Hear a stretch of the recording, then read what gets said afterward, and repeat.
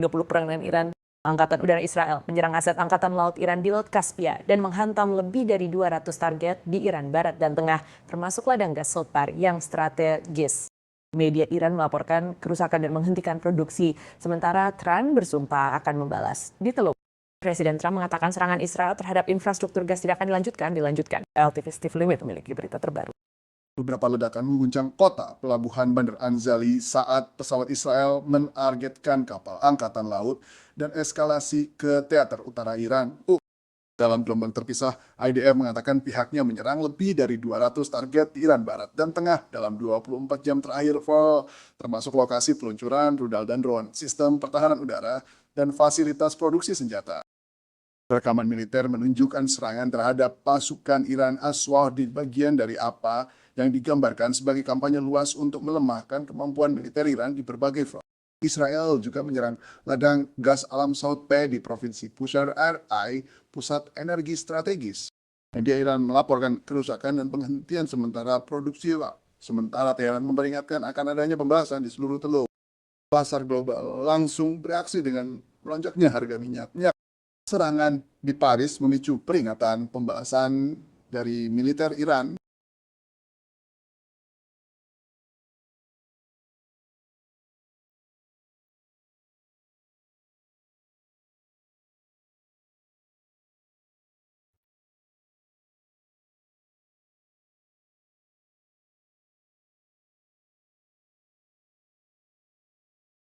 Iran telah menyerang beberapa negara teluk termasuk infrastruktur gas. Qatar mengatakan bahwa kebakaran di fasilitas gas utama di Ras Laffan kini terkendali setelah serangan Iran terbaru.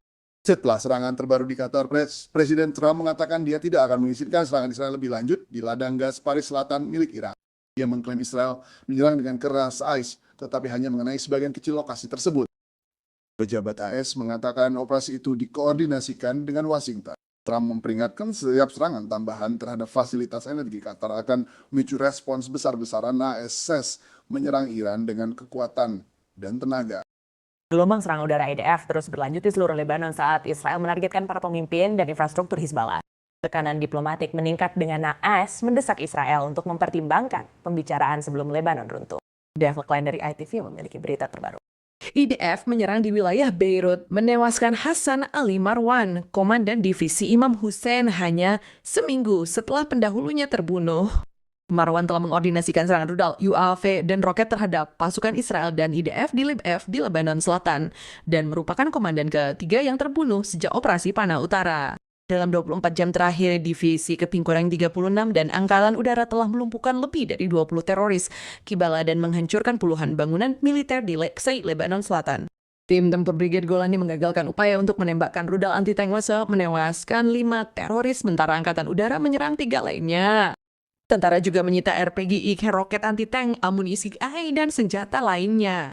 IDF mengatakan akan terus bertindak tegas terhadap Hizballah yang telah bergabung dalam konflik di bawah dukungan Iran dan tidak akan membiarkan warga sipil Israel terluka. Setelah menghadapi 20 hari serangan roket dan mortir yang intens, para petani Israel di perbatasan tetap tangguh dan berharap bahwa perang ini akan menentukan.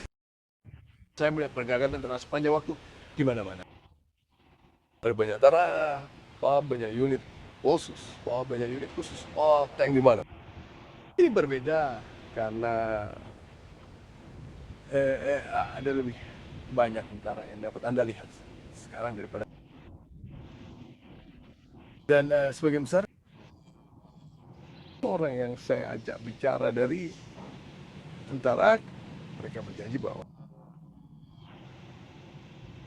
mereka berharap akan membersihkan daerah itu untuk selamanya. Di tengah eskalasi, AS dan Prancis mendorong upaya diplomatik Ershbaik.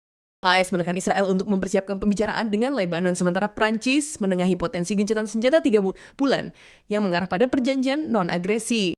Konflik dimulai pada 2 Maret setelah Hizballah menembaki Israel untuk mendukung Trump. Sejak itu, serangan Israel telah menewaskan lebih dari 900 orang dan membuat sekitar 1 juta orang mengungsi di Lebanon. Semalam serangan rudal Iran menggunakan bom tanda menewaskan 4 orang termasuk seorang pekerja asing di Israel Tengah dan 3 warga Palestina di tepi barat. Timo Savadanim, seorang pekerja asing berusia 30 tahun, tewas setelah terkena pecahan peluru. Saat beberapa submunisi menghantam daerah itu, ia mengindikasikan penggunaan hulu ledak klaster. Petugas tanggap darurat melaporkan beberapa lokasi dampak di seluruh Israel Tengah dengan kerusakan pada rumah-rumah, tetapi tidak ada korban jiwa tambahan. Dalam serangan terpisah di dekat Hebron, 3 warga Palestina, 2 wanita, dan seorang gadis remaja tewas dan lebih dari 10 lainnya terluka. Mereka adalah korban jiwa Palestina pertama yang dilaporkan akibat serangan Iran sejak dimulainya perang. Sirene berbunyi di seluruh Israel Tengah dan Selatan semalam saat sistem pertahanan udara menanggapi rentetan tembakan. Pejabat Israel mengatakan penggunaan amunisi klaster menanda eskalasi yang signifikan yang meningkatkan kekhawatiran atas dampaknya terhadap penduduk sipil di area yang luas. Dan yang bersiaga dengan berita terbaru tentang tembakan roket yang masuk adalah Alec Part dari